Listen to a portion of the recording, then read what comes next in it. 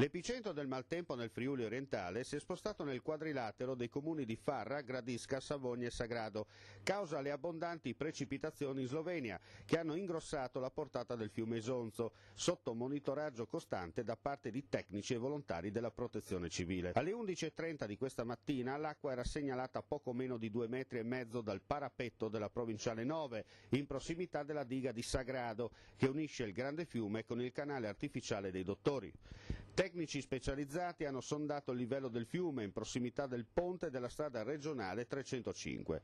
Alle 15:15 il livello a Gradisca superava i 7,65 metri, a poco più di un metro dal limite massimo di 9 metri. Se raggiunto nelle prossime ore fa scattare l'emergenza evacuazione dell'area del Salet a rischio alluvione. Spostandoci a monte alle 11:45 l'idrometro del fiume Vipacco, principale affluente dell'Isonzo, all'altezza del ponte della linea ferroviaria Gorizia-Monfalcone, in comune di Savogna, segnava quota 6 metri, anche qui purtroppo in costante crescita.